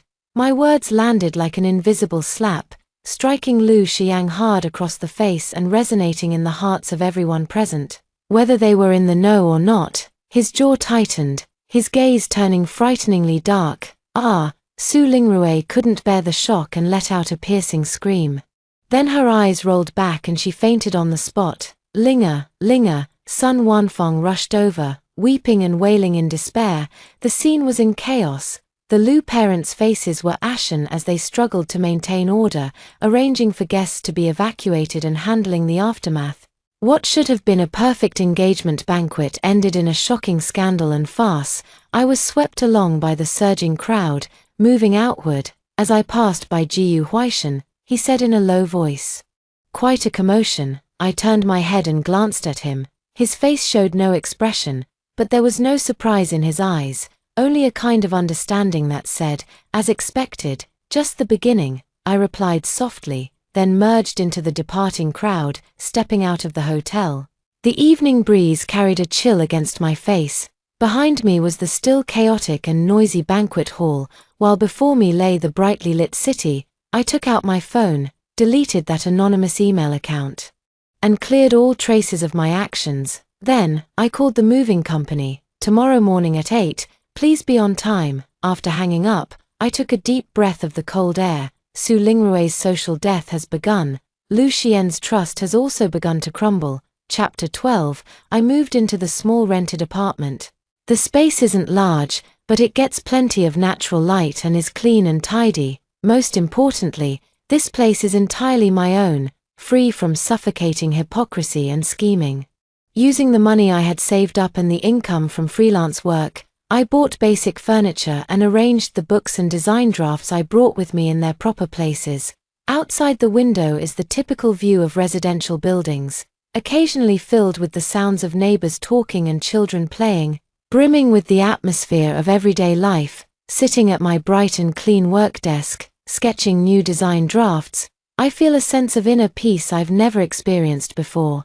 My phone is set to Do Not Disturb mode, but whenever I pick it up, I still see dozens of missed calls and countless messages. They're from Sun Wanfang, from my dad, from some unfamiliar numbers, probably the Lu family trying to reach me, and even a few from Su Lingrue, starting with hysterical curses, then turning into tearful pleas, and finally descending into incoherent despair. I didn't reply to any of them and simply blocked them all. The internet and gossip tabloids have exploded. Shocking turn at the Lu family heir's engagement banquet. Identity of the lifesaver in question. Stunning reversal. Was there someone else who saved the day on that stormy night? Cinderella actually a liar. The complete collapse of Su Lingrue's persona. Lu Xiang publicly humiliated. How can the tech tycoon save face? Sensational headlines, accompanied by blurry videos and photos leaked from the engagement banquet. Despite the Lu family's efforts to suppress them, there were simply too many people present to keep it under wraps, along with the ambiguous yet damning rescue scene photo that sparked the controversy, spread like wildfire online. Su Lingrue became the target of widespread online condemnation. Labels like green TB *TCH, liar, imposter, and scheming woman were firmly attached to her. Her carefully crafted image of being kind, brave, and not materialistic became the biggest joke, backfiring on her with extraordinary force. The stock price of the Lu Group was affected, experiencing several days of volatile decline. Lu Xiang, in particular, was thrust into the spotlight, facing a flood of sympathy, mockery, and skepticism from all directions. For a man as proud as him, being publicly humiliated in such a manner undoubtedly provoked immense anger and embarrassment. According to some scattered pieces of information, after Su Lingrue was stimulated and fainted at the engagement banquet and was sent to the hospital, she woke up in a semi-collapsed state, refusing to see anyone, including Sun Wanfang and my father. The Lu family quickly withdrew all the resources and protection originally allocated to her, adopting a cold attitude with a clear intention to draw a line. Life must not be easy for Sun Wanfang and my father either. Their dream of climbing up by attaching themselves to the Lu family has completely shattered, and they have to endure pointing fingers from all directions as well as the Lu family's displaced anger. I heard that my father's small company, which had just started to pick up, has already lost several orders in a row and is now in a precarious situation. I only catch glimpses of these pieces of information occasionally from Sister Ju or online push notifications, and I feel completely unmoved inside. You reap what you sow. Everything they are suffering today is merely the bitter fruit of the evil seeds they planted in the past. That afternoon, the doorbell rang. I looked through the peephole and saw Jiu Huaishan standing outside. He was wearing a simple shirt and trousers. With a hint of fatigue on his face, I hesitated for a moment, then opened the door. "Dr. just passing by, thought I'd drop in," he said it naturally, handing over a paper bag. "Bought some coffee downstairs, so I brought you a cup, thanks." I took the paper bag and stepped aside to let him in. The apartment was small, with everything visible at a glance. He glanced around the tidy space and the work desk by the window, where unfinished design drafts were still spread out. "Nice place," he commented. "It's nothing compared to Dr.'s home, just a barely adequate place to live." I placed the coffee on the small side table, making no move to sit down. The hint was obvious. Gu Huaishan didn't seem to mind. Standing in the center of the living room, he got straight to the point. "Shi Yang is investigating you." I wasn't surprised in the slightest. Investigating me for what? Forging photos? Or for deliberately trying to ruin his engagement? Everything. Gu Huaishan looked at me, his gaze sharp. He's using every connection at his disposal. Investigating your past, your social circle, your relationship with Lingrui. Every possible detail from that night. Then investigate. My tone was indifferent. The innocent have nothing to fear. His current state is not good. Gu Huaishan frowned slightly. He's angry, paranoid, hardly sleeping or resting. He can't accept being fooled like this, and even more, he can't accept that he might have mistaken the person from the very beginning. He said this last sentence very slowly, with a hint of probing. I looked up and met his gaze. "Gu, do you think he made a mistake?" Gu Huaishan remained silent for a moment, not answering directly, but said, "That night, when I arrived at the scene, the rescue was nearly over. You were covered in mud and blood, with many cuts on your arms and hands, standing alone in the rain, watching the ambulance leave. Su Lingrui was wrapped in a clean blanket, crying in her mother's arms." He stated the facts, his gaze falling on the scars on my arms and hands that had now faded to a light pink. "At the time, I thought you were a passerby who was frightened or had minor injuries." He paused. "Looking back now, I might have misjudged." I neither admitted nor denied it, simply picked up the cup of coffee and took a sip. The slightly bitter liquid slid down my throat. He couldn't find any evidence of me fabricating it. I set down the coffee cup, my voice calm. "Because the photo is real." Gu Huaishan's eyes flickered slightly, as for whether he recognized the wrong person. I walked to the door, adopting a posture of seeing him out. That's a question he should find the answer to himself, not by asking an outsider like me. Gu Huaishan gave me a deep look, as if trying to dig out something more from beneath my expressionless face. In the end, he said nothing, nodded, and turned to leave. I closed the door and leaned against it. "Lu Xiang is investigating me. Good. The deeper he digs, the closer he gets to the truth. And the more clearly he will realize how blind and foolish he was back then. His current anger and paranoia are nothing more than a small interest payment for the harm he caused me in his previous life." Chapter 13. It was a Tuesday evening when Lu Xiang showed up at my door. The sky was overcast, with a fine, cold rain falling. I had just finished a video conference with Sister Ju, finalizing the last few details of the new series. The doorbell rang, urgent and almost rude. Through the peephole, I saw a face that was both familiar and strange. Lu Xiang. He had lost some weight, his cheeks were sunken, with heavy dark circles under his eyes, and his stubble was not well groomed. His expensive suit jacket was casually left open, the collar of his shirt underneath slightly askew, exuding an air of exhaustion from anxiety and obsession. The rain had soaked his hair and shoulders, making him look less like the high-flying tech tycoon and more like a beast trapped in a snare, on the verge of losing control. There were no assistants or bodyguards following him. He was alone. I paused for a few seconds, then opened the door. "Mr. Lu," my tone was distant as I stood blocking the doorway, showing no intention of letting him in. His gaze was like a hook, firmly fixed on my face, trying to extract the answers he wanted from my subtlest expressions. In his eyes, there was lingering anger, deep suspicion, and something else, a nearly desperate search that even he himself was unwilling to acknowledge. "That photo," he began, his voice hoarse and low from days of sleeplessness, "was sent by you. This time, It was a definitive statement, carrying an undeniable accusation. "Where's the evidence?" I calmly retorted. "No evidence is needed." He took a sudden step forward, closing in on me, radiating an intense pressure all around. "Su Qingwu, I know it was you. You resent Lingrui for taking credit that should have been yours, you resent me for marrying her, so you chose that moment, that method, to get your revenge." I looked at his face, slightly contorted with agitation, and suddenly found it somewhat laughable. "Mr. Liu, have you misunderstood something?" I tilted my head slightly, a trace of undisguised mockery in my eyes. "Resentment? Why would I resent? I should be thanking Su Lingrui." He froze, clearly not expecting that to be my reaction. "Thank her," he repeated, as if he didn't understand the meaning of the word. "Yeah." I tugged at the corner of my mouth, the smile cold. "Thank her for taking on the title of savior in my place. Thank her for drawing all the attention and trouble from the Liu family. It allowed me to live my life quietly and focus on the design work I love." "See," I turned slightly so he could see the tidy, cozy little apartment behind me. "I'm doing just fine now." Lu Xian's pupils constricted sharply. My calm demeanor and the fact that I was doing just fine were clearly harder for him to accept than any fierce rebuttal. It was a silent declaration that he and everything he represented were worthless in my eyes, even something I needed to get rid of, a trouble. "You're lying," he growled, his gaze growing even more sinister. "If you didn't care, why would you hide those photos?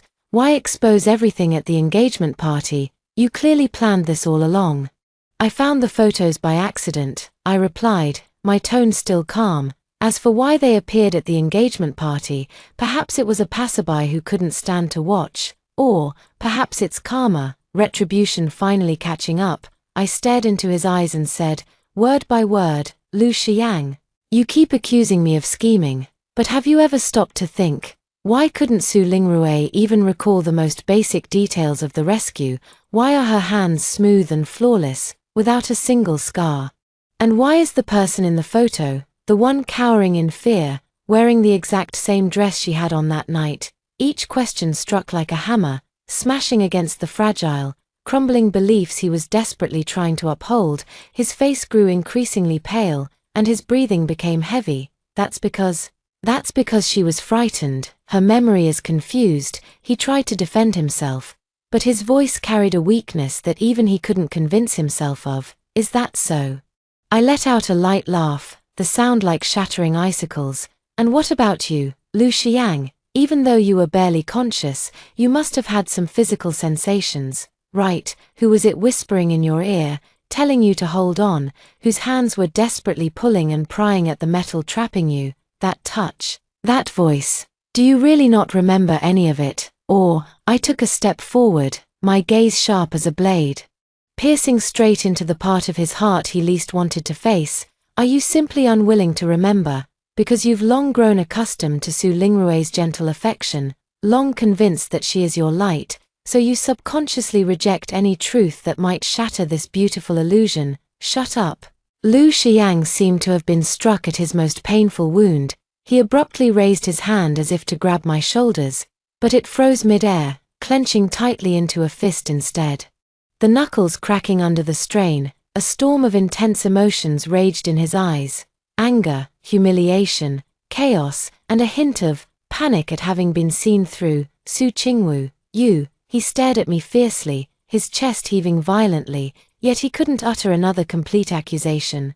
Raindrops dripped from his hair, spreading dark stains across his expensive suit jacket. He stood at the entrance of my apartment like a beast lost in the downpour, his pride completely shattered, leaving only wretchedness and pent-up agony. Watching him in that state, my heart turned cold. "Can't handle it already? What is this compared to the death you inflicted upon me? Mr. Liu, if there's nothing else, please leave." I took a step back, preparing to close the door. "You are not welcome here." Under his gaze, which suddenly tightened with shock, I unhesitatingly shut the door, cutting him off along with the cold rain outside. Leaning against the door, I could hear his heavy, suppressed breathing outside, and finally, the sound of his staggering footsteps as he walked away. I slowly slid down to sit on the floor, hugging my knees tightly. There was no imagined sense of satisfaction, only a deep weariness and emptiness. The confrontation was over. I tore off his last piece of fig leaf. What will he do next? Will he continue to deceive himself, clinging to his pathetic pride and the love that has become a laughingstock, or will he go completely mad, unleashing all his anger and resentment on the one who turned him into a joke? I am very curious. Chapter 14. After Lu Xiang left, my small apartment returned to quiet. The rain outside the window was still falling, pattering and dripping, tapping against the glass, as if accompanying another storm unfolding in the distance. I didn't turn on the light and sat in the deepening dusk for a long time, until my limbs grew somewhat stiff. The phone screen occasionally lit up in the darkness. Messages from Sister Ju about the production progress of the new collection, forming a stark contrast to the world outside that had nothing to do with me. I stood up, made a cup of hot tea, and holding the warm cup, walked over to the window. The street below was empty, with no trace of Lu Xiang left. Only the wet ground reflected the dim yellow glow of the streetlights, like a flowing, sorrowful river. I knew that my direct confrontation with him had temporarily come to an end, but the storm I had stirred up was now fiercely rebounding, in its own way, upon those caught in the center of the vortex. Over the next few days, fragmented pieces of information trickled in through various channels, piecing together the devastation at the center of the storm. Su Lingrui completely broke down. It was said that she was asked by the Lu family to leave her previously arranged residence and was temporarily staying in a hotel. Sun Wanfang and my father stayed by her side, but it was of no use. At times, she would scream and cry hysterically, cursing me, cursing Lu Xiang, cursing everyone. At other times, she would fall into a deathly silence, her eyes vacant, refusing to eat or drink. Paparazzi managed to capture a photo of her during one of her outings. In the photo, she looked haggard and was dressed casually, a far cry from the radiant future daughter-in-law of the Lu family she once was. She covered her face with her hand, trying to avoid the camera, appearing utterly disheveled. Those so-called friends and brands that once fawned over her had long since vanished without a trace. Some even came forward to draw a clear line, hinting that they had long seen her questionable character. Social death is nothing more than this.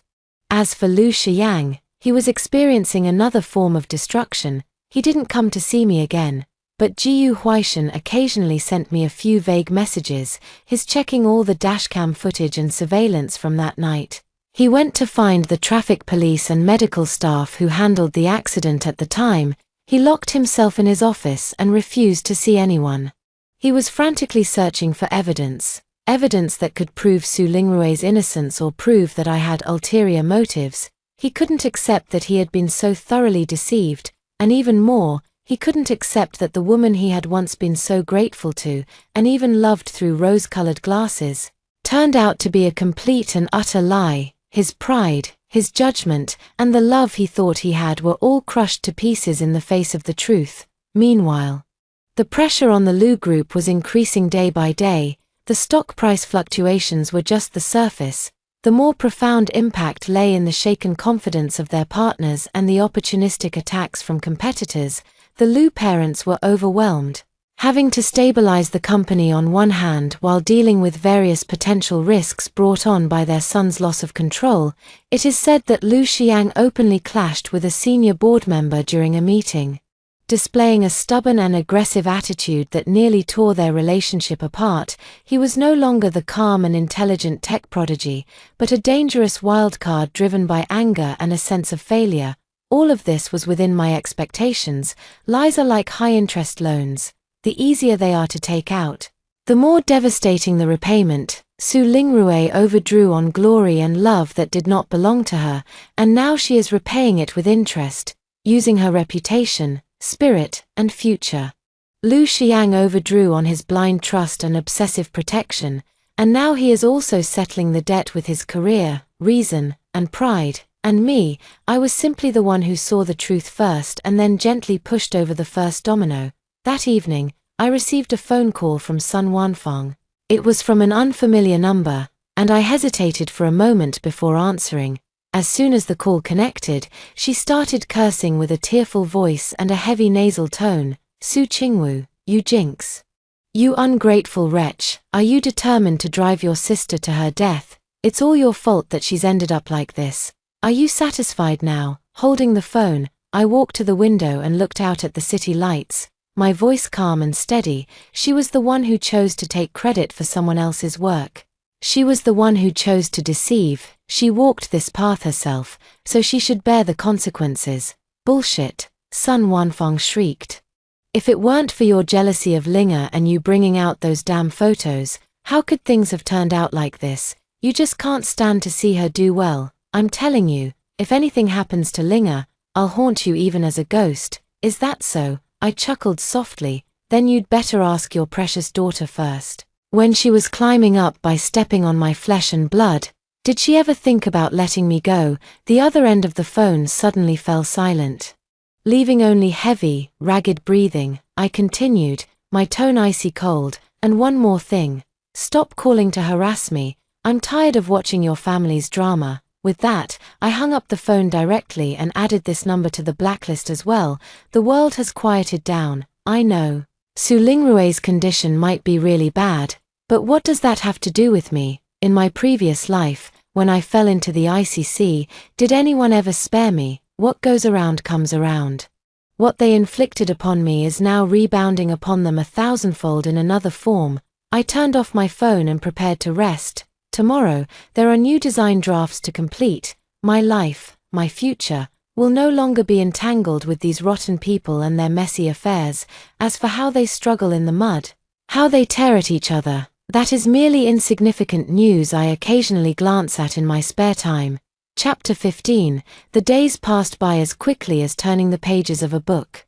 My new series Breaking the Cocoon officially went into production, and Sister Ju's trust in me grew day by day, gradually allowing me to handle some core client liaison work. The small rented apartment slowly filled with more of my own belongings. The bookshelf was packed with design-related books and interesting little trinkets I had collected, and several pots of pothos on the windowsill grew lush and green. I deliberately avoided news about the Lu and Su families. But some developments inevitably reached my ears. Su Lingrue seemed to have truly gone mad, not metaphorically, but a mental breakdown in the medical sense. Paparazzi captured photos of her being secretly taken to a private mental health facility, accompanied by Sun Wanfeng and my father, both of whom had aged and looked much more haggard, no longer displaying the flattery and pride they once showed in front of the Lu family. It is said that she has moments of clarity, during which she cries and screams hysterically, claiming that someone harmed her and that Lu Xiang wronged her. At other times, she is confused, huddling in a corner and muttering to herself, repeating phrases like "I didn't mean to," "I'm afraid of the dark," and "don't leave me." The position of the Lu family's young mistress, which she once coveted, became a cage that imprisoned her. The halo of being the savior, which she once took pride in, became the final straw that crushed her. She completely vanished from the public eye, becoming a name occasionally mentioned with mockery and sighs, and Lu Xiang embarked on a completely different path of destruction. He was not insane, but his obsession and rage burned in a calmer, and more terrifying, way. Jiyu Huaishan would occasionally send messages, each time with a tone more grave than the last. He found the dashcam footage from a passing truck that night. The angle was very skewed, but it partially captured the rescue process. He spoke with the first paramedic who arrived at the scene, who mentioned that the first person to carry out the rescue was a girl in dark clothes who moved very quickly, while another girl in a light-colored dress kept crying in the distance. He had a big argument with Su Lingrue, who, in her emotional breakdown, let it slip and admitted that she was too frightened to do anything at the time. Each piece of information felt like a heavy stone, crashing into Lu Xian's already battered perception. He never came to confront me again. Perhaps because the evidence was enough for him to see the truth, or perhaps because he couldn't face the real benefactor he had pushed away and, indirectly, caused the death of. He poured all his energy into his work, or rather, into a near self-destructive frenzy of expansion and competition. The business landscape of the Lu Group was forcibly stretched thin in a short period, with several aggressive investment projects carrying extremely high risks, which drew strong opposition from some members of the board. Yet, he stubbornly pressed on. He began to appear frequently in financial news. No longer the tech prodigy representing innovation and the future, but a ruthless, unpredictable, and dangerous figure whose methods were both cunning and inscrutable. His eyes, captured in media shots, grew increasingly gloomy and cold, as if concealing a storm. I knew he was using this method to numb himself, and at the same time, in an extreme way, proving something to all those who were watching and waiting for his downfall, proving that he hadn't been defeated. Proving that even after being deceived, he was still the formidable Lu Shiyang, ridiculous and pitiful. That day, I went to a high-end hotel in the city center to meet a client regarding a collaboration detail. The discussion went smoothly, and by the time it ended, it was already late in the evening. As soon as I stepped out of the hotel's revolving door, I noticed a commotion not far away. Several black luxury cars were parked at the entrance, surrounded by a crowd of reporters and onlookers. In the center of the commotion, surrounded by people, was Lu Shiyang. He had just come out of a business forum, accompanied by his assistants and bodyguards. He was wearing an expensive custom-made suit. His figure still tall and straight, but the lines of his profile were tightly drawn. His eyes filled with an intense gloom and exhaustion. Ignoring the flashing cameras and outstretched microphones around him, he quickly made his way to his car. At that moment, a familiar figure suddenly rushed out from the crowd. It was Sun Wanfeng. She looked much older, her hair was disheveled, and her clothes were no longer as glamorous as before. She cried out and threw herself toward Lu Shiyang. Young Master Lu, please have mercy. Let our Linga go. She knows she was wrong. She's neither human nor ghost now. All because of you. You can't be so heartless. The bodyguards immediately stepped forward to stop her. Lu Shiyang paused in his steps and slowly turned around. He looked at the seemingly deranged Sun Wanfeng, his eyes devoid of any warmth, filled only with icy disgust. Because of me, he spoke. His voice not loud but carrying a bone-chilling coldness that quieted the noisy crowd around them. It's because of your insatiable greed, because of Su Lingrue's shameless deceit, you've brought this upon yourselves. No, that's not true, Sun Wanfeng wailed. It's Su Qingwu, it's all that Jinx's fault, it was her. Shut up. Lu Shiyang snapped sharply, the veins on his temples throbbing. He seemed to be stung by a certain name, his eyes instantly turning terrifying. Don't mention her again. You're not worthy of uttering her name. He cast one last disgusted glance at Sun Wanfeng, as if looking at her for another second would dirty his eyes, then turned and got into the car without hesitation. The black motorcade sped away, leaving Sun Wanfeng collapsed on the ground. Surrounded by pointing fingers and camera lenses, crying her heart out, I stood in the shadows at the hotel entrance, quietly watching the scene unfold, as if watching a farce that had nothing to do with me. Sun Wanfeng's sobbing complaints and Lu Xian's furious outbursts failed to stir even the slightest ripple in my heart. Su Lingrue has gone mad, Lu Xiang is driving himself insane, and Sun Wanfeng and my father are also in hell. This mess is even more in line with expectations than I imagined. I pulled my coat tighter, turned around, and walked toward the subway station in the other direction. The night wind was cold, but my heart was completely calm. Chapter 16, 2 years later. My personal studio officially opened in a creative park. The name is simple. When the fog rises, Sister Ju became my partner. Although our small team is not large, it has strong cohesion, and several of our series have gradually gained recognition in the independent design circle. I am no longer the obscure figure who had to rely on attending banquets to promote myself. Life is busy and fulfilling. I rarely pay attention to the names and past that I have long left behind, until that day. Jiyu Huaishan appeared again at the door of my studio. He looked a bit more mature, with the same cool and detached demeanor of a doctor between his brows, but he seemed to have gained a bit more depth. In his hand, he held an exquisitely wrapped gift. Congratulations on the opening of your studio. He handed over the gift. A uniquely shaped glass ornament, radiant and colorful, perfectly matching the aesthetic of design. Thank you, Dr. Gu, you're too kind. I invited him in to sit. The studio isn't large, but it's arranged with great style, with elements of breaking the cocoon and the subsequent series visible everywhere. Sunlight filters through the blinds, casting dappled shadows on the floor. Gu Huaishan glanced around the space, his gaze settling on me. You look well, not bad.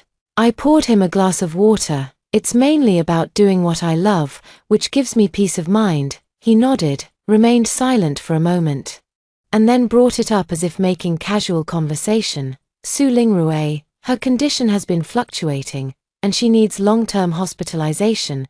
Her parents sold most of their assets to cover the expenses, moved away, and rarely come back here. I listened without any change in my expression. This outcome had been written from the moment she took credit for someone else's work. Madness was her final refuge from reality and guilt. Lu Corporation. Gu Huaishan paused, his voice lowering slightly, had a severe financial crisis last quarter. Several aggressive projects failed one after another. The funding chain broke, and the company became insolvent. The board forcibly removed Shi Yang from his position. My hand holding the water cup paused slightly. This came faster and more thoroughly than I had imagined. After he left his job, his mental state has been very poor. Gu Huaishan looked at me with a complicated expression. Last month, he drove under the influence and crashed through the guardrail on the cross-sea bridge. The room was so quiet that the faint sound of wind outside the window could be heard. They managed to pull him out of the water, but his injuries were too severe. His spinal nerves were damaged, and his lower body is permanently paralyzed. I slowly set down the water glass, the bottom of the glass making a crisp sound as it touched the table. Paralyzed, in the previous life, he personally orchestrated it, causing me to accidentally fall into the sea, leaving no trace of my body. In this life, he lost control after drinking and rushed into the deep sea himself, ending up permanently disabled. Is this another form of karma? In a way, his parents couldn't bear the shock, and their health deteriorated. The Lu Corporation is applying for bankruptcy restructuring. After Gu Huaishan finished speaking, the room fell into silence once again. I didn't say anything, just walked to the window and looked at the lush trees in the park and the young designers coming and going. Su Lingrue has gone insane. Lu Xiang is crippled. The Lu family has fallen. Those who were once infinitely glorious and manipulated me at will have now paid the most devastating price for their own choices. There is no imagined ecstasy, nor any feigned sympathy. Only a sense of settled calm and a faint, elusive relief. Gu Huaishan's voice sounded from behind, called me once before the accident. He said he had figured out all the details of that night. He said he owed you an apology. Sorry. I gazed at the bright sunlight outside the window, squinting slightly. Too light. These 3 words could never make up for the bone-chilling seawater of the previous life, nor the despair of being pushed toward death by the person I trusted the most. But it doesn't seem to matter anymore. It's all in the past. I turned around, my face devoid of any extra expression. His I'm sorry no longer holds any meaning for me. My life has long since turned to a new page. They are merely a few ink-stained characters from the previous page that were eventually torn out. Gu Huaishan looked at me, as if trying to find a trace of resentment or emotion in my eyes, but all he saw was a calm, deep sea. He ultimately said nothing, just nodded. After seeing Gu Huaishan off, I returned to my workbench and continued revising an unfinished design draft. The lines were smooth, the concept innovative, full of anticipation for the future. In the evening, I locked the studio door and walked home alone. The sunset painted the sky in a warm shade of orange-red. Passing by the huge electronic screen on the street corner, financial news was playing, and the host reported in a calm tone that the Lu Group had officially entered bankruptcy liquidation proceedings. The scene flashed by without drawing any passers-by to stop and watch. The end of an era, silent and unnoticed. I lifted my head and gazed at the last brilliant streak of twilight on the horizon. The karma is cleared, the grudges are settled.